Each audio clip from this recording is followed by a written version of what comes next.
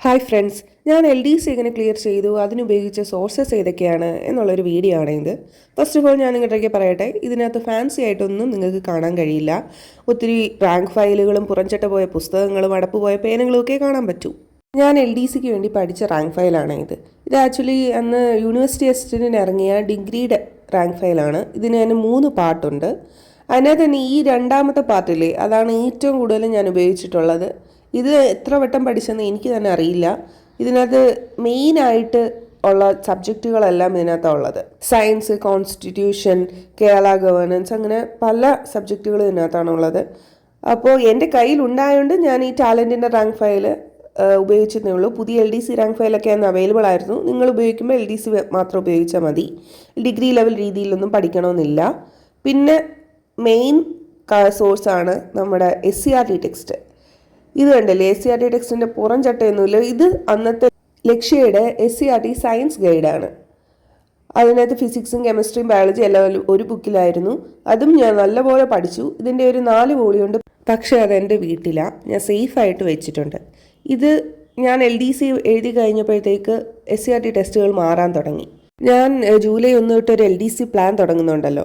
അപ്പോൾ അതിൻ്റെ ഡീറ്റെയിൽസ് എല്ലാം പോകുന്നത് ഇൻസ്റ്റാഗ്രാമിലൂടെയാണ്. ഞാൻ ഇൻസ്റ്റാഗ്രാം ലിങ്ക് കമൻറ്റ് സെക്ഷനിൽ കൊടുത്തേക്കാം.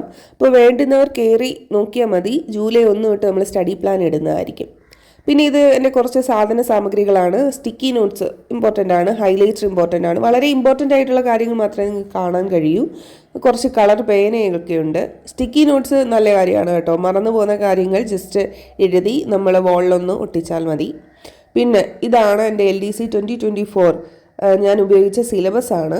ഇത് കണ്ടോ, ഞാൻ എല്ലാം സ്ട്രൈക്ക് ഔട്ട് ചെയ്തിട്ടുണ്ട്. സൈഡിൽ കുറച്ച് നമ്പേഴ്സൊക്കെ കാണുന്നത് എന്ന് റിവിഷൻ ചെയ്യണം, ഏത് ഡേറ്റിൽ റിവിഷൻ ചെയ്യണമെന്നുള്ള നമ്പേഴ്സൊക്കെയാണ് കേട്ടോ അത്. അപ്പോൾ നിങ്ങളും സിലബസ് പ്രിൻ്റ് ഔട്ട് ചെയ്ത് പഠിച്ചാൽ മതി. ഇതെന്ന് പറയുന്നത് ഒരു ടൈം വാച്ച് മേടിച്ചാണ്. പക്ഷേ അതെനിക്ക് എന്തോ യൂസ്ഫുൾ ആയിട്ട് തോന്നിയില്ല. നിങ്ങൾക്ക് മേടിക്കാൻ ഞാൻ ബാറ്ററി പോലും ഒന്നും ഇട്ടിട്ടില്ല. പിന്നെ കറണ്ട് അഫയേഴ്സിലെ വൺ ഓഫ് ദ സോഴ്സ് എന്ന് പറയുന്നത് കണ്ടോ, ഇത് തൊഴിൽ വാർത്തയും തൊഴിൽ വീതിയും അവരുടെ സപ്ലിമെൻ്റ് ഉണ്ട്. അതിനകത്ത് വരുന്ന ഒരു പേജ് ഞാനിങ്ങനെ കീറി അത് പഠിക്കുമായിരുന്നു. വീക്ക്ലിയേ ഉള്ളൂ. അത് വൺ ഓഫ് ദ സോഴ്സസ് ആണ്. നിങ്ങൾ അല്ലാതെ കറണ്ട് അഫയേഴ്സൊക്കെ ഡെയിലി എഴുതി പഠിക്കാൻ നോക്കുക. ഓരോ ടെലിഗ്രാം ചാനലിൽ ഡെയിലി CA, മന്ത്ലി CA ഒക്കെ അവൈലബിൾ ആണ്. അതൊക്കെ ഡൗൺലോഡ് ചെയ്ത് നിങ്ങൾ മാക്സിമം പഠിക്കുക. പിന്നെ ഇതൊക്കെ എൻ്റെ നോട്ട്സ് ആണ് കേട്ടോ. ഇത് ഇംഗ്ലീഷ് നോട്ടാണ്. അതോടൊപ്പം തന്നെ മലയാളം നോട്ടൊക്കെ ഉണ്ട്. അത് ഓരോ ക്ലാസ്സുകൾ കണ്ടിട്ട് ഞാൻ എഴുതി വെക്കുന്നതാണ് കേട്ടോ, പിന്നീട് പഠിക്കാനായിട്ട്. ഇത് മലയാളം നോട്ടാണ്. നിങ്ങളും അങ്ങനെ നോട്ട് എഴുതി പഠിക്കണം കേട്ടോ. പിന്നെ ഇത് ഞാൻ പറഞ്ഞില്ലേ, പുതിയ SCRT ടെസ്റ്റുകൾ വാങ്ങിച്ചെന്ന്. അപ്പോൾ അതെങ്ങനെ പഠിക്കാമെന്ന് ഞാനൊന്നൊരു ഡെമോ കാണിച്ചു തരാം. അപ്പോൾ ഇതിൻ്റെ ഇൻഡെക്സ് ചെയ്യുന്ന നമുക്ക് ആവശ്യമുള്ള ചാപ്റ്റേഴ്സ് കണ്ടെത്തി പഠിച്ചു തുടങ്ങണം. ജസ്റ്റ് ഫോർ എക്സാമ്പിൾ, ഭൂഖണ്ഡങ്ങളിലൂടെ എന്ന് പറയുന്ന ഒരു ചാപ്റ്റർ ഞാൻ തുറന്ന് കാണിച്ചു തരാം. അതുകൊണ്ട് അതിൻ്റെ സൈഡിലൊക്കെ ബോക്സിലൊക്കെ കുറച്ച് കാര്യങ്ങളൊക്കെ കൊടുത്തിട്ടുണ്ട്. അതൊക്കെ മസ്റ്റായിട്ട് പഠിക്കണം. ബോക്സിലുള്ളതെന്നൊക്കെ പറയുന്നത് ഹോട്ട് ടോപ്പിക്സ് ആണ്. അതൊക്കെ നിങ്ങൾ ഇമ്പോർട്ടൻ്റ് ആയിട്ട് മാർക്ക് ചെയ്ത് തന്നെ പഠിക്കണം. അപ്പോൾ നമുക്ക് എങ്ങനെ ഒരു SCRT ചാപ്റ്റർ പഠിച്ച് തുടങ്ങാമെന്ന് നോക്കിയാലോ. ഇപ്പം ഞാൻ ഫിസിക്സിൻ്റെയാണ് എടുത്തിരിക്കുന്നത്. സപ്പോസ് അതിനകത്ത് കണ്ടോ, കോളീയ ദർപ്പണങ്ങൾ, അങ്ങനെ പല ചാപ്റ്റേഴ്സ് ഉണ്ട്. ഫിസിക്സ് പഠിക്കണമെങ്കിൽ ഐ തിങ്ക് ഫിസിക്സ് ബാക്ക്ഗ്രൗണ്ട് ഇല്ലാത്തവർ ഒരു ലേണിംഗ് ആപ്പിൻ്റെ സഹായത്തോടെ പഠിക്കാം. നിങ്ങൾ നാളെ തൊട്ട് പഠിച്ചു തുടങ്ങുകയാണെങ്കിൽ ആദ്യമേ തന്നെ ഒരു പേപ്പറിൽ Day 1 എന്ന് എഴുതുക. നിങ്ങൾക്ക് നാളെ ഏതൊക്കെ ടോപ്പിക്സ് പഠിക്കണം എന്നുള്ളത് നിങ്ങളുടെ ലക്ഷ്യങ്ങൾ അതിനകത്ത് അടയാളപ്പെടുത്തുക.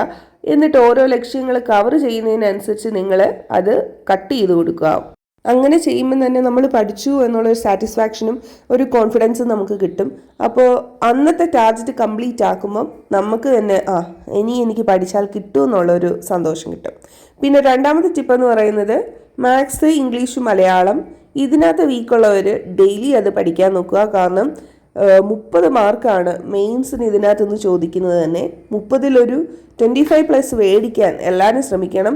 അതിൻ്റെ ക്ലാസ്സസ് കണ്ട് നോട്ട്സ് എഴുതി തന്നെ പഠിക്കാൻ നോക്കുക. അത്യാവശ്യം നോട്ട്സ് നമ്മുടെ റാങ്ക് ഫയലുകളിൽ തന്നെ ഉണ്ട്. പിന്നെ CA അപ്ഡേറ്റ് ചെയ്യുക, അതിനെക്കുറിച്ച് ഞാൻ നേരത്തെ പറഞ്ഞിട്ടുണ്ട്. ജസ്റ്റ് ഒരു ഡെമോ കണക്ക് കാണിക്കാം. അപ്പോൾ Day 1 ഇപ്പം ചലനവും ബലവുമാണ് പഠിക്കുന്നതെങ്കിൽ അത് എഴുതുക. അതിലൂടെ മറ്റ് സബ്ജക്റ്റുകൾ എഴുതുക. പഠിച്ചു കഴിഞ്ഞിട്ട് അത് സ്ട്രൈക്ക് ഔട്ട് ചെയ്യുക. അപ്പോൾ നമുക്ക് പഠിച്ചു എന്നുള്ള ഒരു ബോധം കിട്ടും. പിന്നീട് അത് റിവിഷൻ ചെയ്യുക. മറന്നു പോകുന്നെങ്കിൽ മറന്നു പോട്ടെ, അത് റിവിഷൻ ചെയ്യുക. പഠിക്കാനുള്ളത് നമ്മൾ പഠിക്കുക. പിന്നെ ഈ പഠന രീതി എന്ന് പറഞ്ഞാൽ തീർച്ചയായും എൻ്റേത് മാത്രമാണ്. പല ആൾക്കാർക്കും പല പഠന രീതികളാണ്. ഈ സോഴ്സസും മറ്റ് സോഴ്സസും ഒക്കെ ഉപയോഗിച്ച് നിങ്ങൾക്ക് ഇഷ്ടമുള്ള രീതിക്ക് വിജയം കൈവരിക്കുക. അപ്പോൾ all the best. Thank you.